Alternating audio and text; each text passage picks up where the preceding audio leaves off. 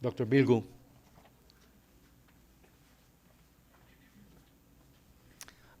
Thank you, Edgardo. One of my lessons from yesterday's activity was from Jamie Frent's presentation with describing this long history of the evolution of the forestry and wood industry in New Hampshire. And many of us were involved in log salvage efforts after the hurricanes, and I had this naive idea that we could rapidly turn things around and be able to utilize all that natural resource. But the reality is it's a very long process, and I'm happy to continue to be part of that process.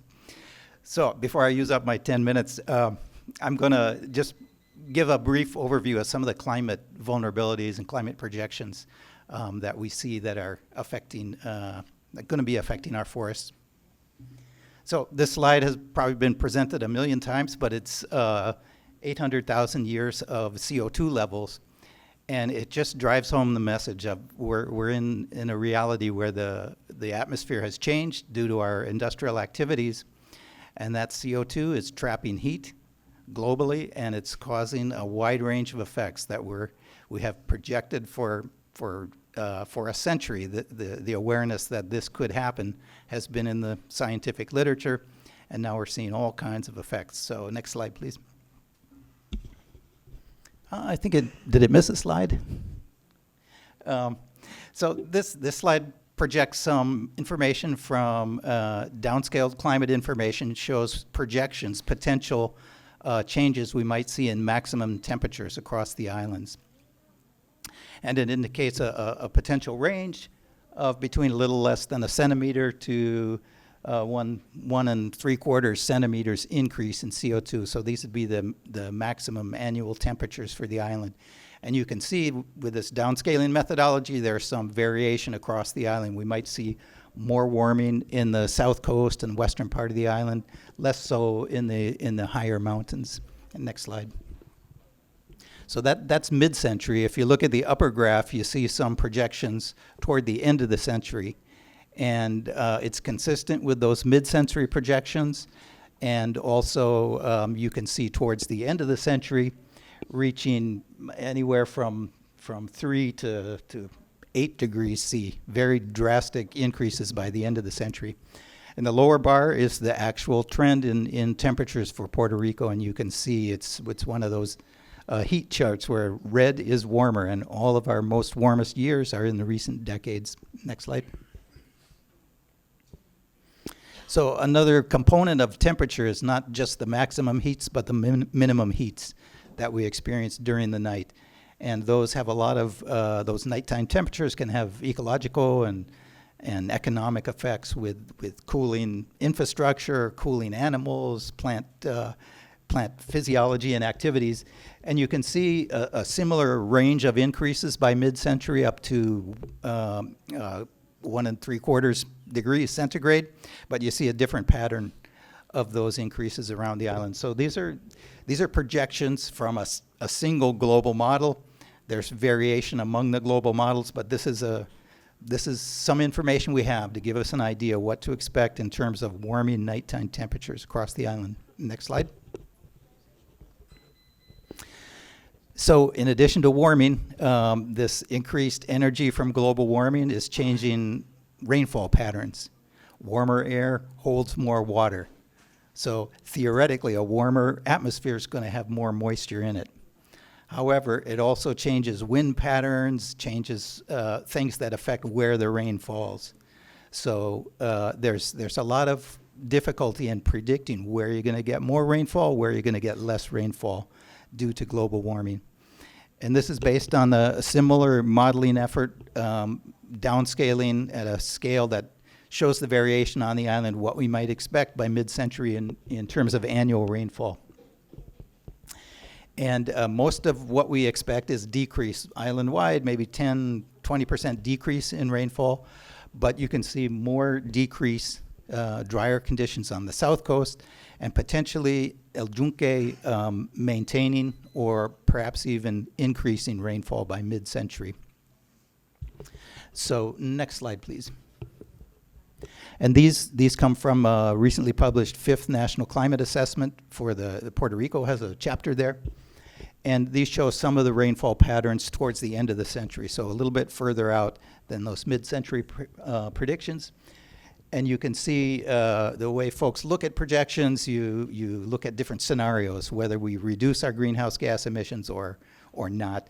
If we don't, we have a high emission scenario. And you can see in the orange, the effects in terms of drying are increased when you have high emission scenarios. And you can also see those effects of drying in terms of the rainfall or the number of consecutive dry days. The lower one here is the average precipitation rainfall. And you can see those all increasing drastically towards the end of the century. The number of consecutive dry days, the decrease in rainfall. Next slide. So what do we actually see in trends in rainfall? It's, for the most part, if you look at annual rainfall, you just see a flat trend over the last several decades. We don't see much increase or decrease.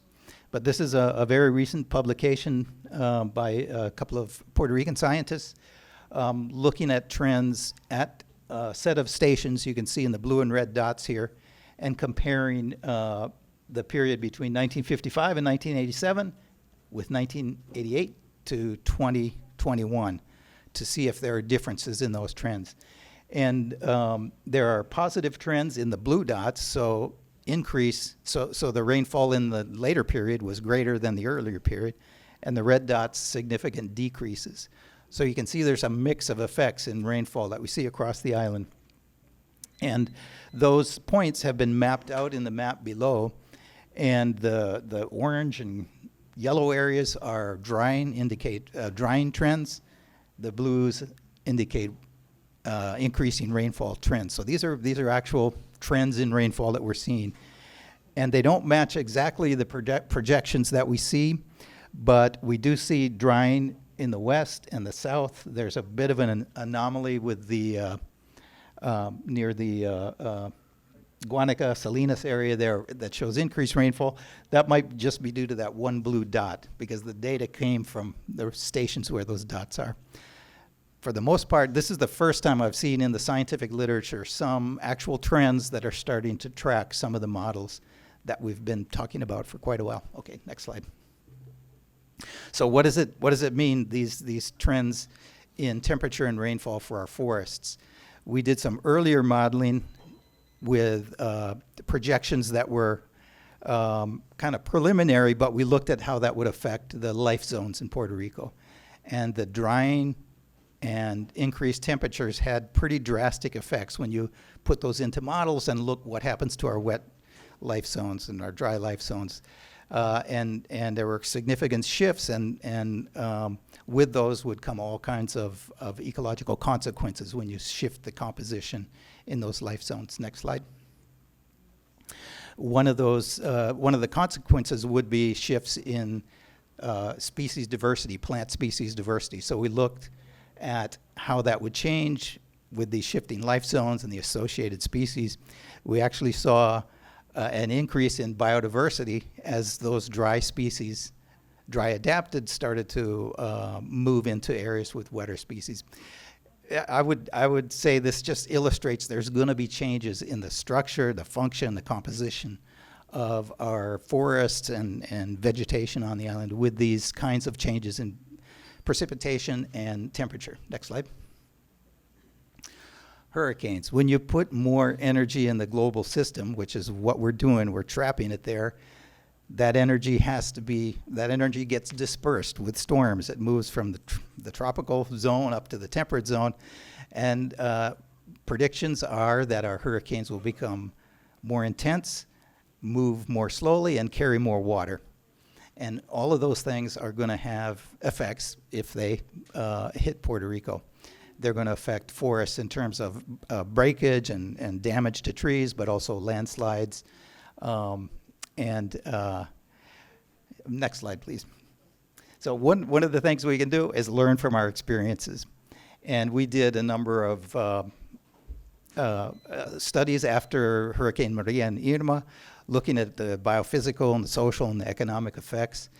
And in some of the surveys we did, just the if impact of trees after the hurricane came out one top 2, 3 impacts that people always described. And so whatever sector of society you're in, you have these impacts as trees affected by the hurricanes are affecting power, communications, transportation. And so there's an intersection there, not only directly with the resource of trees post-hurricane, but also the way trees interact with society. So these are things to learn from and try and integrate into how we think about forests and manage forests. Just a couple more slides.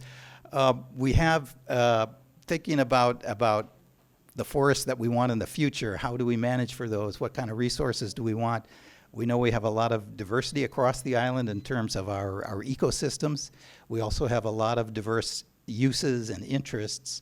And we've tried to kind of map out where some of those priorities might be in terms of where is it most, might it be most valuable to focus on conservation of watersheds and increasing tree cover? Where might it be most important to think about agriculture or forestry work or residential and urban uses? And so that, that's kind of the pattern that we have across our landscape in terms of potential land uses. After the hurricane, there was a great interest in reforestation. Most of the world thought every tree fell down in Puerto Rico. Not true. We were defoliated, but not deforested. But still, a lot of interest in reforestation. And I saw the interest go way ahead of the awareness of what are we planting for? What's the history of knowledge about reforestation techniques? So there's a great need to dig into the history of research and bring that to the planners and society about thinking, where do we plant? Why are we planting? And hopefully, I think last slide, or this might, yeah, hopefully we can integrate that into the decision making and think about wood products as a benefit along with biodiversity, conservation, watershed projection. And so I'll leave you with that. Thanks.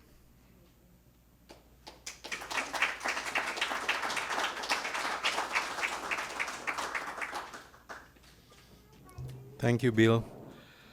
Our next speaker is Sheila Ward. She is the current frontline contact for the International Society of Tropical Foresters, an organization founded in 1950s in response to a worldwide concern of the fate of tropical and subtropical forests. The organization has currently over 1,600 people from around the world joined in a communication and education network. Sheila has a PhD in ecology and has lived in Puerto Rico for over 25 years and has conducted research on the genetics of mahogany and Spanish cedar, also in forest dynamics and species distribution in Puerto Rico and Mexico. In Belize, she is investigating the impact of the ancient Maya on tropical forest ecology with her husband, Nick Broca. Sheila believes strongly in the value of the International Society of Tropical Foresters as an organization to increase the global community and information sharing, and to promote the conservation and sustainable use of tropical forest resources. Sheila is a strong advocate of forestry education also in Puerto Rico and has been interested in moving forward and establishing a forestry degree in the University of Puerto So she's also an advocate of the conservation of the main river that we have in San Juan, that is called the Rio Piedras, and also in the use of environmental and nature-based flooding controls initiative for the Rio Piedras. So, Sheila. Thank you, Edgardo. Okay, so Edgardo asked me to range from something about international forestry to mahogany in Puerto Rico, so that's what I'm going to do. Let's see, okay, next slide. Okay, so I'm going to consider several elements that can contribute to forestry revitalization in Puerto Rico. The International Society of Tropical Foresters, something about markets for tropical hardwoods, focus on high-value timbers for Puerto Rico, case point mahogany, and then forestry education for Puerto Rico and the Caribbean. Next slide. Okay, first I need to acknowledge my main mentor, Dr. Frank Wadsworth, who introduced me to tropical forestry. Thank you. Next slide. Okay. Now, the International Society of Tropical Foresters is an information sharing network promoting the conservation and sustainable use of tropical forests around the world.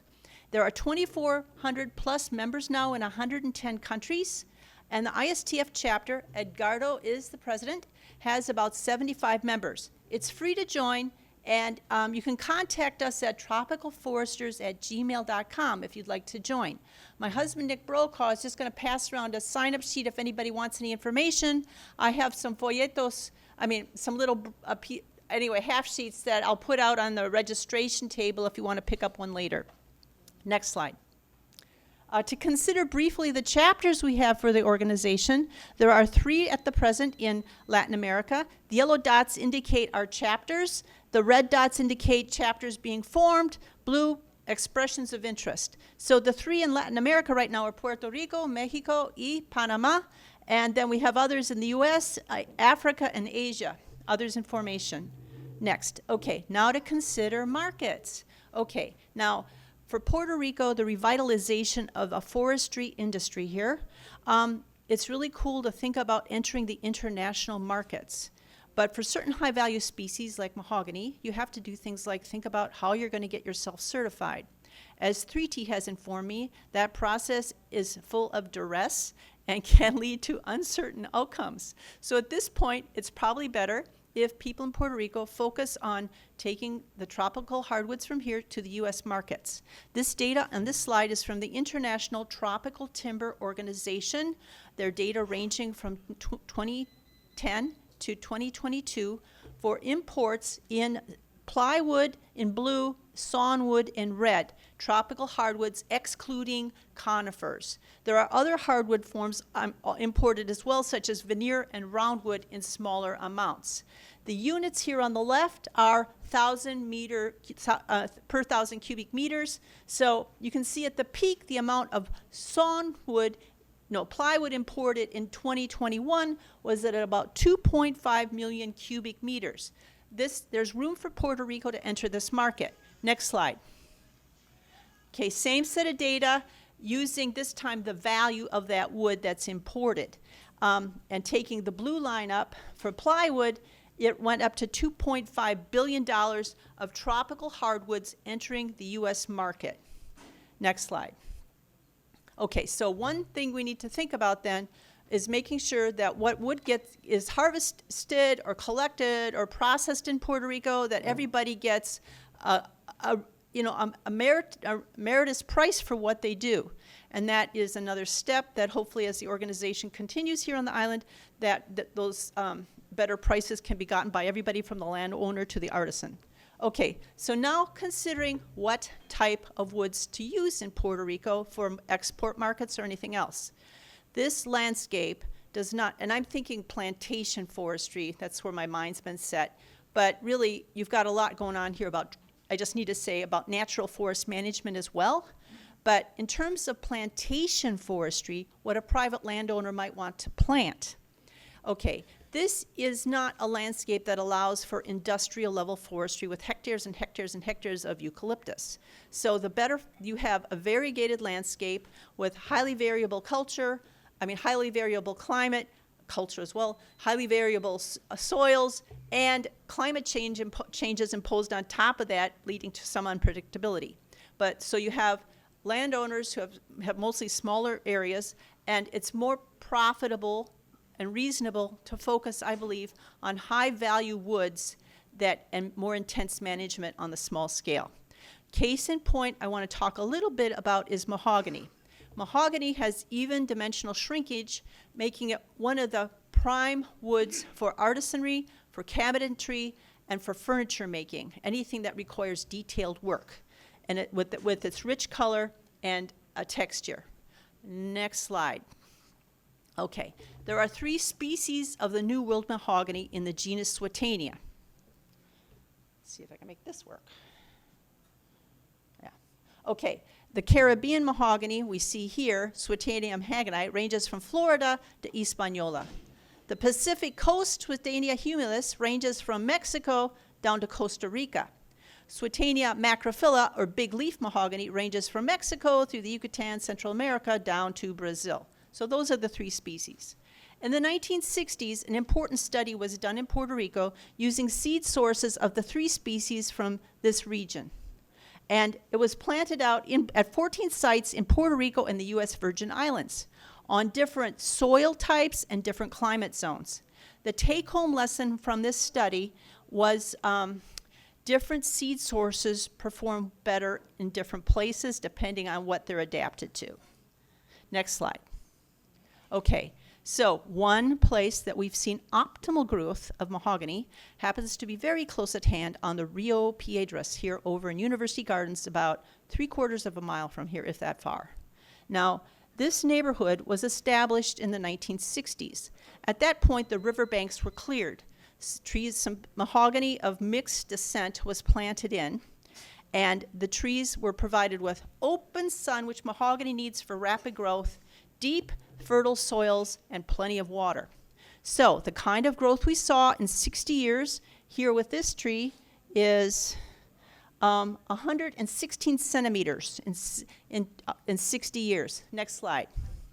This tree, 128 centimeters in 60 years. Okay, so what this is a lesson in, you have to make, for this intense kind of forestry you might want to do for the export here, if you're doing plantations, make good site matches between your seed source and species and the site where you're planting it for optimal growth. And consider the Mexican cut limit for mahogany is 50 centimeters. That means in 25 years, you could potentially have a tree for cutting in Puerto Rico under optimal growth. Now that's not all the trees on this riverbed, on this stretch of the river, the Rio Piedras, are showing this is sort of the maximum size, but there's a lot of big ones along there in 60 years. Okay, next slide. I want to finish up with a word on forestry education. Okay, with this renaissance of forestry in Puerto Rico, and actually more at large in the Caribbean, there's a need for education in sustainable forestry, wood utilization, and markets. There's, just to let you know, there's a parallel effort going on right now in Jamaica. They're also trying to rebirth their forestry sector, and some of us are in communication with them. Okay, so we need this education, this training, this skill building for the landowner, the technical service providers, who will help landowners do their planning, their inventory, their forest management, the artisans, and all the people in between who help harvest wood, process it, and government agencies need more education, need more skill, need more knowledge to be able to set good policy and set good regulation standards. So this is just simple stuff, I know, but suggested formats for this kind of training might be more hands-on for artisans, workshops or symposia for short term, certifications with more focused content for specific areas of knowledge, all the way to curricula for bachelor's and master's level in forestry. And I can tell you, we need this all over the Caribbean. Thank you very much.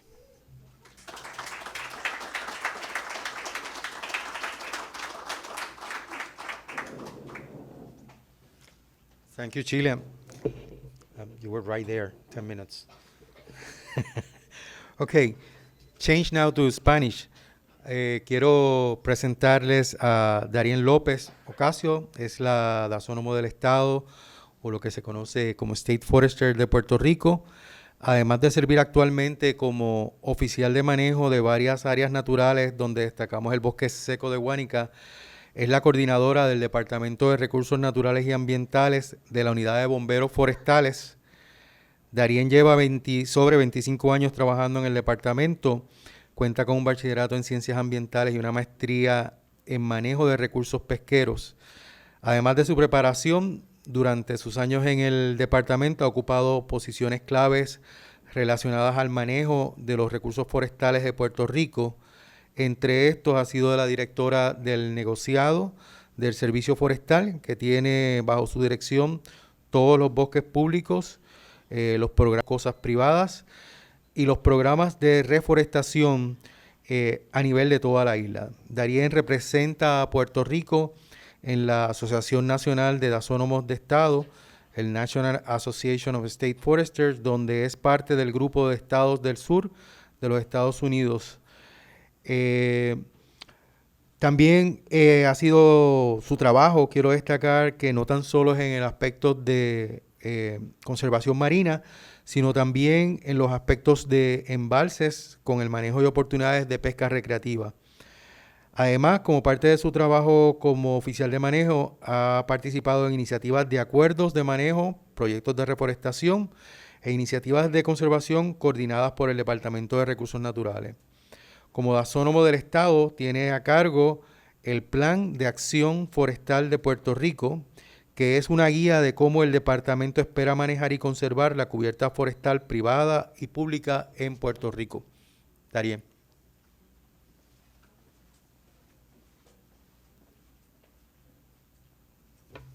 Hola, muy buenos días a todos. Edgardo, muchísimas gracias por esa presentación. A todo el equipo de trabajo que ha convocado este foro, les agradezco la invitación y la oportunidad de participar y presentarles a ustedes un poco lo que hace el Departamento de Recursos Naturales en lo que es la conservación de los recursos forestales. Durante la mañana de hoy, próximo, me voy a estar enfocando en los programas que dirige la Oficina del Dasónomo del Estado. Próxima. Gracias. Tenemos 4 programas principales dentro de la Oficina del Dasónomo del Estado. El primero es el programa de forestación urbana y comunidades. Tenemos el programa de custodio de bosques privados, el programa de legado forestal y el programa de salud forestal. Es importante que sepan que todos estos programas son subvencionados con fondos del Servicio Forestal Federal a través del Instituto de Dasonomía Tropical. Cada uno de estos programas tiene sus coordinadores y van dirigidos, o la mayor parte de ellos van dirigidos a trabajar con comunidades y organizaciones sin fines de lucro. Así que los invito a mirar la información que les voy a estar presentando hoy, y si alguno de ustedes está interesado en formar parte de alguno de nuestros programas, ya en mi última slide le voy a estar dando mi información personal para que se puedan comunicar conmigo. Próxima. Pues uno de nuestros programas principales es el programa de legado forestal. A través de este programa lo que buscamos es la adquisición de terrenos privados para ser entonces protegidos a perpetuidad. Estas áreas a ser adquiridas tienen que estar dentro de las áreas prioritarias establecidas e identificadas en el State Forest Action Plan. Próximo. Un poco aquí para que vean el progreso del proyecto en este momento. Destaco, el coordinador se llama Juan Gabriel Colón, él se encuentra ubicado en la oficina regional de Guayama. Así que ya en este momento se han completado la mayor parte de adquisiciones dentro de la periferia del bosque estatal de Guánica, donde ya llevamos varios años adquiriendo esos terrenos. Ahora nos estamos concentrando en lo que es la cordillera central y áreas del Carso. Y en el futuro también, o ya se está trabajando una propuesta para comenzar a mirar la adquisición de terrenos cerca del Yunque, y para esta fase del proyecto de legado forestal, pues vamos a estar, o ya estamos en el proceso de establecer unos acuerdos de entendimiento o MOU entre varias agencias e entidades, incluyendo para la naturaleza. Próximo. El programa de custodia de bosques privados es un programa que incluye, unifica diferentes agencias y organizaciones de lucros, quienes todos entonces trabajan con los dueños de fincas o propiedades privadas para establecer planes de manejo. Estos planes de manejo deben establecer o busca establecer el balance entre lo que es mantener una propiedad o unas tierras sanas y productivas, ya para el fin que el agricultor o el dueño de terreno lo determine, pero a la misma vez estableciendo un balance en la conservación de los recursos naturales que se encuentran en ese lugar. Siguiente. Pero el coordinador de este programa es el señor Enrique Santiago. También lo pueden conseguir en la oficina regional de Guayama o a través de la oficina del Dasónomo. Durante este año tenemos un presupuesto asignado de $105,000. Esta asignación va a ser básicamente dirigida a revisar el State Forest Action Plan. Este plan tiene que ser revisado cada 5 años. La última revisión se publicó para el 2021, así que ya para el próximo 2025 nos toca la revisión del plan. También tenemos una propuesta que fue sometida bajo la Ley de Infraestructura Bipartita. Estos son unos fondos históricos que el Congreso ha asignado a los estados y territorios bajo los diferentes programas y subvenciones, donde no tan solo es el estado que puede solicitar estos fondos, sino también organizaciones sin fines de lucro, municipios y otras entidades. Nuevamente repito, el que quiera mayor información, pues se me puede acercar una vez terminemos el conversatorio. Siguiente. Aquí les presento, esta es la carátula del el State Forest Action Plan vigente del 2021. También en la parte de abajo incluyo la dirección electrónica donde pueden darle un download al plan, que es la página del DRNA. Este plan establece las estrategias para cada estado, en nuestro caso para Puerto Rico como territorio, y nuestras estrategias para el manejo de los recursos forestales en Puerto Rico deben estar alineadas a las prioridades nacionales establecidas en el Farm Bill. Próximo. El programa de deforestación urbana y comunidades, en mi caso es uno de los programas que más me gustan, es muy bonito porque trabajamos directamente con comunidades y empoderando a estas comunidades a realizar diferentes programas de reforestación en zonas urbanas, tratando de llevar esos pulmones verdes a áreas que son de uso público, buscando mejorar la condición del aire, las condiciones del agua, las condiciones estéticas, porque el tener un área de bosque cerca de una urbanización o una plaza pública también provee mejorar la salud mental de todos nuestros ciudadanos. En el programa de reforestación urbana y comunidades, este programa también cuenta con un comité asesor que está conformado por miembros de diferentes facetas de la sociedad. Este grupo por mucho tiempo no estuvo activo, ya sí el grupo se está reuniendo nuevamente. El programa de reforestación urbana y comunidades tiene unos fondos que están disponibles para que las comunidades y organizaciones sin fines de lucro y municipios apliquen al departamento a través de diferentes propuestas para la adquisición de estos fondos. Entonces, el comité asesor, dentro de sus funciones, evalúan las diferentes propuestas que recibimos anualmente para entonces así determinar los contratos o las asignaciones que vamos a estar dando a las diferentes organizaciones. Próximo. Ahí tienen un ejemplo de los diferentes acuerdos que hemos estado firmando durante este año. Por ejemplo, la Asociación de Residentes de las Urbanizaciones Río Piedras, Hyde y El Paraíso, Caras of the Americas, Municipio de Hormiguero, Municipio de Barceloneta.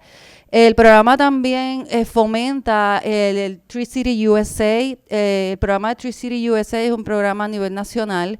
Y en Puerto Rico, pues, de los 78 municipios, actualmente solamente el municipio de Caguas tiene la certificación de ser un Tree City USA. Tengo la muy buena noticia de que mi oficina me está esperando los documentos del municipio de Bayamón para ser firmados, ya que ellos también quieren entrar en el proceso. Y si alguno de ustedes trabaja directamente con algún municipio, pues es una muy buena oportunidad, no tan solo para la adquisición de fondos para el municipio, sino también es un reconocimiento a nivel nacional ser parte de este programa. Siguiente. Continuando con el programa de reforestación, simplemente les estaba mostrando algunas de las de los grants que tenemos activos y de las propuestas que se sometieron bajo IRA y el Bipartition Bill para entonces poder continuar recibiendo estos fondos. Es bien importante, estos fondos bajo el IRA grant van dirigidos, el 80% de esos fondos van dirigidos directamente a comunidades desventajadas. Básicamente, gran parte de todo Puerto Rico está considerado dentro de los índices y los límites como comunidades desventajadas, y nuevamente el proceso para solicitar esos fondos es hacer un acercamiento a la oficina del DASONOMO, y nosotros entonces vamos a estar trabajando con las diferentes propuestas que sean presentadas. Sin embargo, por el momento estos IRA grants fueron sometidos, pero aún no hemos recibido contestación. Si fueron aprobados o no, van a competencia a nivel nacional. Próximo. El programa de salud forestal es un programa que busca estudiar y monitorear las diferentes plagas y enfermedades en los bosques estatales en Puerto Rico. Adelante. En el siguiente. Sí, en este momento el programa se está enfocando en dar adiestramientos a los oficiales de manejo de los bosques estatales. Y hemos incorporado también dentro de estos adiestramientos a las diferentes unidades de bomberos forestales de Puerto Rico, tanto cuerpo de bomberos como bomberos forestales del DRNA. Los bomberos están básicamente en el campo todo el tiempo trabajando, no necesariamente con incendios, sino haciendo líneas de fuego, y pueden estar allí para ayudarnos a identificar estas prioridades. Siguiente. Siguiente, porque ya me quedan 2 minutos. El programa de bomberos forestales del Departamento de Recursos Naturales en este momento se consiste de aproximadamente 17 bomberos. Nosotros somos voluntarios o trabajamos de manera voluntaria con el Cuerpo de Bomberos de Puerto Rico. Por ley es el Departamento de Bomberos de Puerto Rico quien tiene la jurisdicción primaria, pero cuando tenemos incendios en áreas naturales protegidas, nosotros somos la primera respuesta junto con el Cuerpo de Bomberos de Puerto Rico. Siguiente. Finalmente, un resumen administrativo de la oficina del DASONOMO. Tenemos cerca de $3.3 millones aprobados en este momento para los diferentes programas. El personal que consiste, ¿verdad?, que es parte de la oficina, lo tienen allí. Como están mirando, solamente tenemos una persona a tiempo completo, que es nuestro asistente administrativo. Así que es parte de los retos que tiene la oficina del DASONOMO, lograr conseguir este personal capacitado para que trabaje tiempo completo dentro de la oficina del DASONOMO. Siguiente. Proyectos importantes para el próximo junio del 2024. El Comité de Reforestación Urbana y Comunidades de la Asociación de Dasónomos del Estado va a estar celebrando su reunión anual aquí en Puerto Rico, así que para nosotros es bien importante que estemos insertados dentro de todas las actividades de la Asociación Nacional de los Dasónomos. También otra prioridad es continuar trabajando mano a mano con la oficina de del Dasónomo de Islas Vírgenes, donde recientemente tuvimos acá en Puerto Rico una reunión cumbre gracias a la iniciativa de Magali Figueroa y del personal del IITF. Y eso es lo que tengo por el momento. Ahí está mi información. Estamos a la orden para preguntas.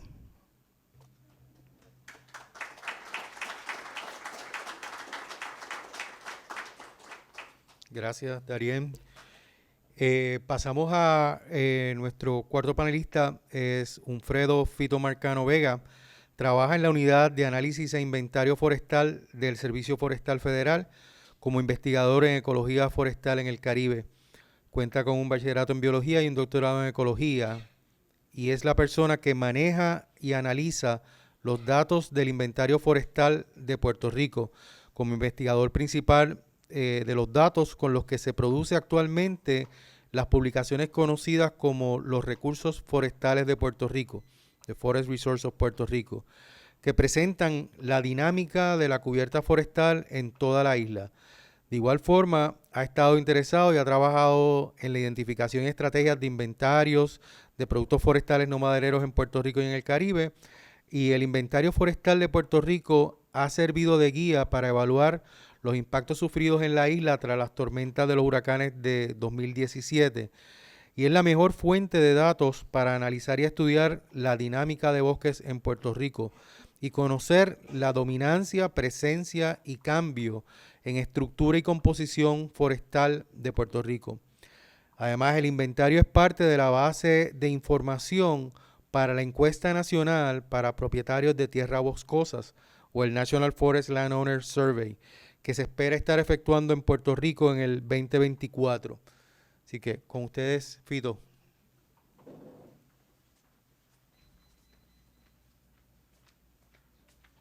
Gracias, Edgardo, por la presentación y buenos días y gracias por estar aquí. Tengo 10 minutos, así que vamos a empezar rapidito. Como dijo Edgardo, voy a hablar un poquito de los recursos forestales maderables de Puerto Rico. Próxima. Vamos primero, ¿verdad?, a presentar esta gráfica que nos presenta en el eje, ¿verdad?, vertical, más o menos el porcentaje de bosque en Puerto Rico, y horizontalmente una línea del tiempo, y nos podemos ir desde el siglo XVI hasta más o menos el presente. Si observamos la gráfica, ¿verdad?, comenzando en el siglo XVI, vemos que básicamente Puerto Rico estaba 95, o por lo menos se estima que estaba 95% forestado. Eso significa que los suelos de Puerto Rico prácticamente en su totalidad pueden sostener bosques, ¿verdad? Pero, dado nuestro uso y manejo del terreno, se empezó a deforestar Puerto Rico para uso de madera, ¿verdad? Un uso muy intensivo. Y también se empezaron a deforestar para establecer monocultivos, principalmente para la exportación, caña de azúcar, café, tabaco, ¿no?, producto de la colonización en Puerto Rico y del Caribe en general. Y ya para el 1916 contábamos apenas con 20% de bosque. Eso siguió disminuyendo hasta finales del 1948, donde tuvimos solamente 6% de bosque en Puerto Rico. El 94% de Puerto Rico eran terrenos agrícolas, usualmente terrenos, ¿verdad?, al descubierto, ¿no? Pero luego en Puerto Rico nos dimos, ¿verdad?, hubo un cambio económico, eso conocido como la operación Manos a la Obra, una transición en Puerto Rico de una economía primordialmente agrícola a una economía primordialmente industrial. Y con todas esas industrias vino mucha migración del campo, se abandonaron muchos terrenos agrícolas, ¿verdad?, buscando trabajo a las áreas metropolitanas, etcétera. Y tan dramático fue esa migración, que también se dio a los Estados Unidos, que ya para el 70 teníamos alrededor de 30% de bosque. De 6% en varias décadas ya llegamos a 30%, 32%. Y actualmente tenemos 52% de bosque en Puerto Rico. Próximo. Y gracias a las que está pasando el slide también, ¿verdad?, porque estamos aquí. Así que, y con ese cambio económico que hubo en Puerto Rico, que le llamamos modernización o proyecto Manos a la Obra, mucha construcción de carreteras. Fíjense la cantidad de carreteras que hay en Puerto Rico. Un circuito que nos conecta con todos nuestros recursos forestales de manera relativamente fácil cuando lo comparamos con otras áreas en el Caribe, Centroamérica, etcétera. Tanto es así que si uno estirara todas estas carreteras, y lo hice de hecho, sabiendo cuál era la longitud de todas esas carreteras, podríamos llegar de aquí hasta la India. Así de cantidad de carreteras hay en Puerto Rico, que nos sirva, ¿verdad?, quizás de metáfora, ¿verdad?, o por lo menos de inspiración para decir lo lejos que podemos llegar en Puerto Rico. Próxima. Pero, ¿verdad?, nuestra relación con la madera cambió también con esa modernidad. Empezamos a importar la madera. Si antes la utilizábamos, ahora la importamos. O sea, por lo tanto, no dejamos de utilizar la madera en Puerto Rico.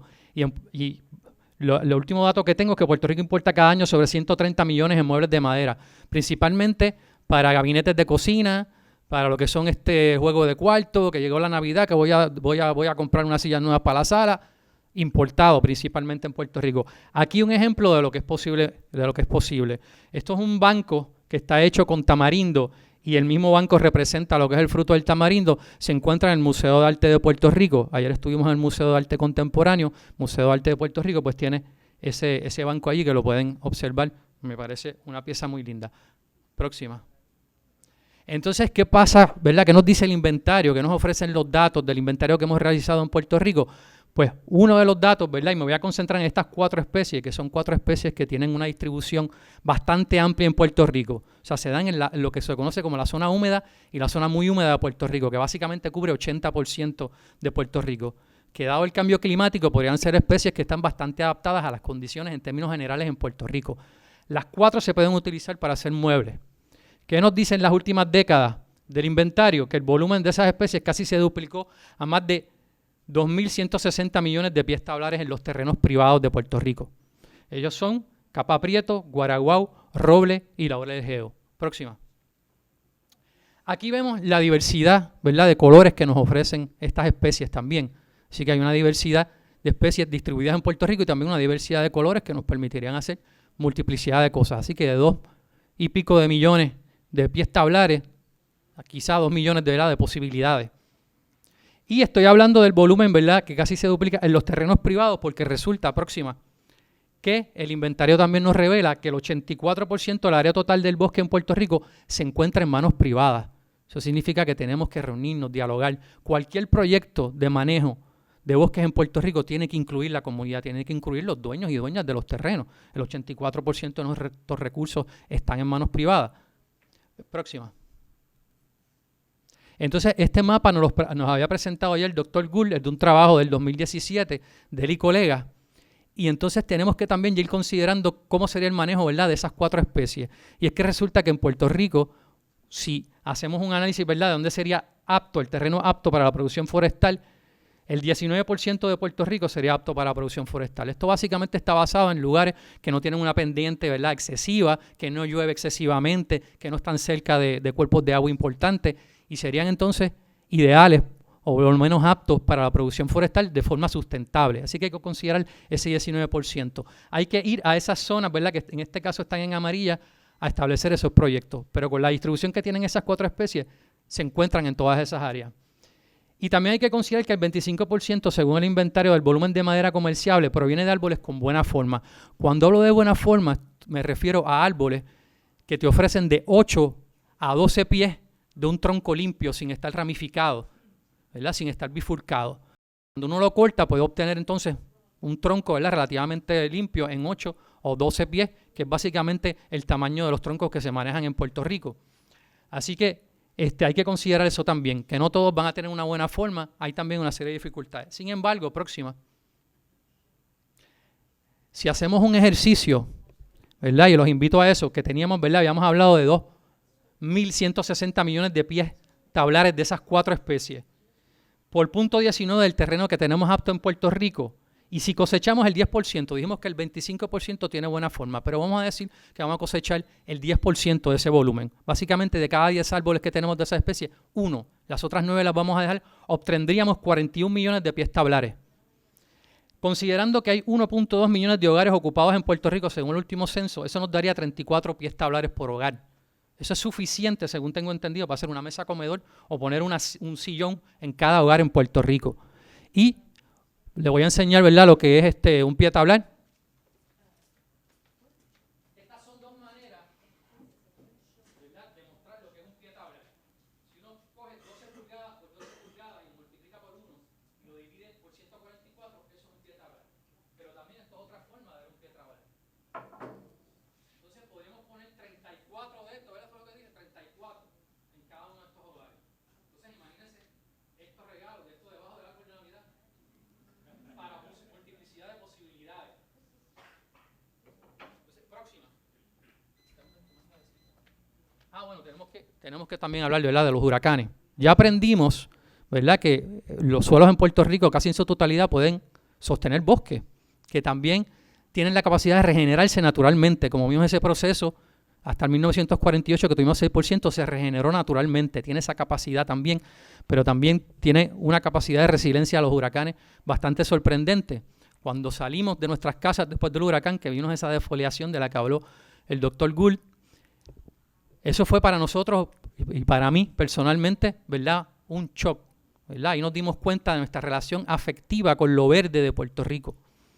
Una relación afectiva que inclusive consideramos que Puerto Rico se había deforestado, como también hablaron otros panelistas. De todas esas carreteras que mostré, que nos llevan hasta la India, pues también la otra cosa que aprendimos es que tener muchos árboles resulta en que todas esas carreteras se llenan de madera y de material vegetativo. Cuando se recogió ese material vegetativo después del huracán, el 60% de ese material fue material leñoso, toneladas y toneladas. Millones de pies tablares, toneladas también de posibilidades allí próximas. Y la mortalidad, perdona, ¿me puedes darle para la anterior que se me quedó una partecita? La mortalidad promedio en los bosques de Puerto Rico fue 10%. Sorprendente, ¿no? Fue muy variable. Varió desde el 4% en algunas áreas hasta 16% en las áreas más expuestas. Sin embargo, fue 10%. De cada 10 árboles murió 1. Eso es sorprendente, precisamente, ¿verdad?, después de que vino fotografías y el paisaje de Puerto Rico tan defoliado, ¿verdad? Entonces, próxima, ahora sí. La mayoría de esos material vegetativo, y eso fue iniciativa, ¿verdad?, de Bill Gould y del Centro Climático del Caribe, se logró recoger esa madera, parte de esa madera y ese material vegetativo en ciertas zonas. Este es un mapa que muestra la distribución de esos sitios donde se recolectó esa madera. El 70% de esos sitios, cuando se visitaron, se encontraba caoba, no era bosque. Era bosque, pero no era caoba. Era bosque. Entonces podríamos poner 34 de esto, ¿verdad? Fue lo que dije, 34 en cada uno de estos hogares. Entonces imagínense estos regalos, de estos debajo del árbol de Navidad, para multiplicidad de posibilidades. de la que habló Sheila. Toda esa caoba que está sembrada en muchas de nuestras urbanizaciones, etcétera, cayó. Principalmente la mayoría de lo que cae son ramas y son topes de los árboles. Porque uno de los efectos del huracán también que reveló el inventario fue que el 30% de los árboles en Puerto Rico perdió su tope. Básicamente el 40% de su longitud, de la longitud que tenían previa al huracán. Próxima. Pero no todo es madera. También tenemos productos forestales no maderables. ¿Qué quiere decir no maderable? Bueno, me refiero aquí a que ofrecen algún fruto comestible, algún producto medicinal, melífero, porque sus flores producen bastante néctar, un buen néctar para producir miel, y forraje también para los animales, ¿verdad?, de cría. Y en el inventario hemos encontrado 162 especies de árboles que ofrecen un producto forestal no maderable. Eso también es sorprendente. Tenemos mucha diversidad y tenemos muchas posibilidades. Eso también es el legado que nos dejaron nuestros agricultores que sembraban en sus patios ciertos árboles, y esos árboles en algunas ocasiones son medicinales, eran madereros, etcétera. Próxima. Así que en conclusión, ¿verdad?, tenemos disponibilidad de recursos forestales, tenemos el acceso a través de las carreteras y son resilientes. Hemos visto cómo Puerto Rico, ¿verdad?, después de haber tenido 6% de bosque, se regeneraron naturalmente.